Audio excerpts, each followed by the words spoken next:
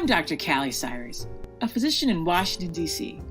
Like many in Black and Brown communities, before I got the COVID-19 vaccine, I had some questions and a little anxiety. But as a doctor, I knew how to get answers. So I'm going to share what I learned, and I hope you decide to get the vaccine too. Koto kita Callie Cyrus yau ko ha physician I Washington, D.C. Hangepe ko tokolahi ngai community uli mo melo kimu ake huhu malu'i I Koviti hiwa na ia hanga ki fehui mo ha kaga uhi ko tokata au na aku ilo ayanga hono tali o ngai fehui ko ia I te wahai atu ai mea na wako mo amanaki te ke loto ke huhu malu'i lewa. Let's talk about how the COVID-19 vaccines happen so fast. Vaccine development is usually a very long and expensive process. It takes countless researchers' work and time, huge amounts of money, and slow-moving approvals. How quickly these vaccines were developed was one of the things that made me worry to get the vaccine. Then I learned how it happened, and I realized it was actually a really good thing. When the world recognized that COVID-19 was killing so many people, researchers, investors, and government organizations all came together with a common goal of getting a vaccine. Katautala noa pina eanga fefe ai vave hano mau ai huhu malu'i Koviti hiwa. Kono whau ai huhu malu'i o bunga maheni ko proses loloa ma mafa whakapaanga pia utai whaalaua ai kau whakatotolo o nau ngāue I taimi pia mo paanga pia mo māmaria e ngāue ki mua hano tali whaito o koia. Na eanga fefe ai vave hano mau ai huhu malu'i koe ni.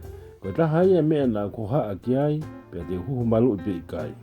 Ana guako ke fonga ni hoko pe whakatonga ko mea lelei ai taimi ne mahi noi ki mamani o tamate I Koviti hiwa haka kai tokolahi. Government put out a call to give money to anyone who could make a COVID-19 vaccine. So scientists and companies that manufacture vaccines everywhere dropped everything to make this vaccine. This is why development of the COVID-19 vaccine has been the fastest we've ever seen. Like many of you, I also worried whether the clinical trials were long enough or whether the vaccine was tested in enough people, especially those who look like me. Na kau katoa mo tau mo ataha e kau whatatolo whakaako, kau investoa ma ngahe kau taha whakapuleanga ki hingawe ko ia ki maa huhu malu'i. Le whakaha e puleanga tene whakapaanga taha pe tene lawa o maa whaito o ki Koviti hiwa ko iai. Na tuko ngahe kau taha huhu malu'i e na umea kotoa ka lauhanga taha ki whenga I huhu malu'i ma ai Koviti. Aia, ko vave taha eni, pia mau, ko tau mātaha.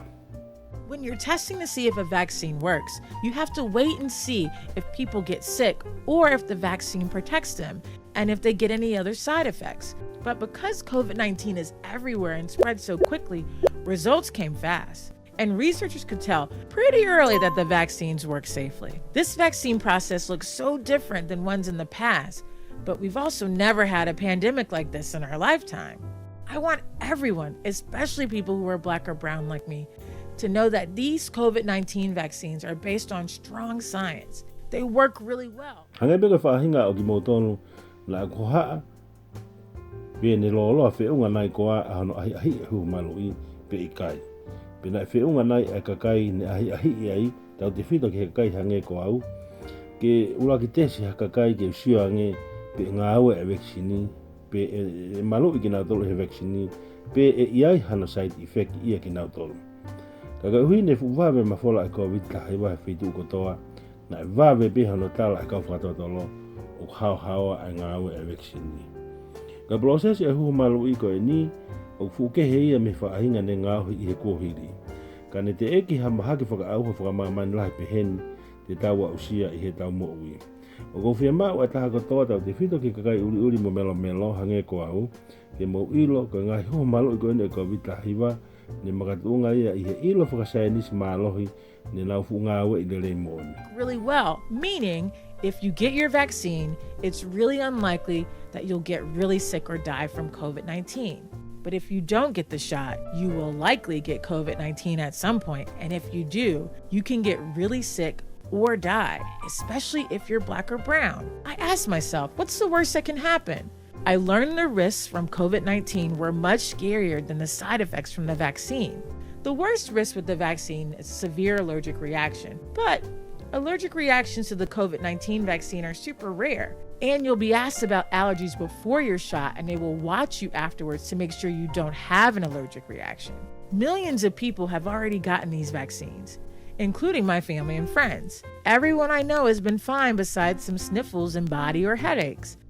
And they're excited to be back to real life. Well, almost. Now, I'll be honest, there are more things I wish I knew, especially about these pharma companies. But I also know that we take medications every day made by pharma companies, approved by the government, and they're safe and help us. And if you still have questions, ask them. Reach out to your primary care doctor, your pastor, or anyone you know, or read more about the vaccine. Getting your vaccine is a way to help keep yourself and your community safe.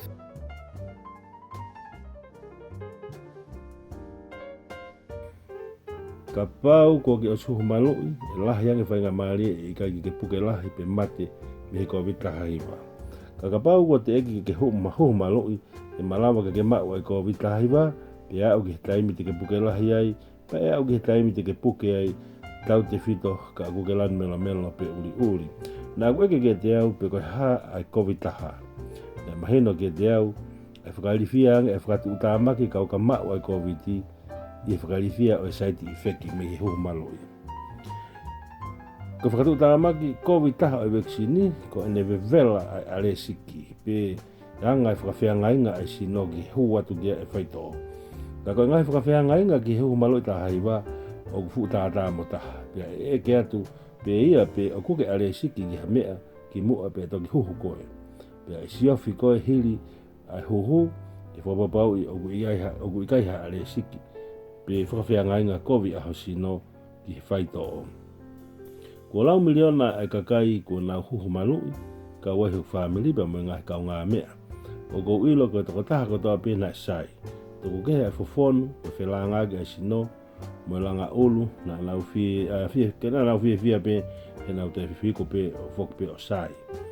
O iai pe mea neu fia ilo i ngahi kau taha ko ni o nau ngahi e huhu malu'i.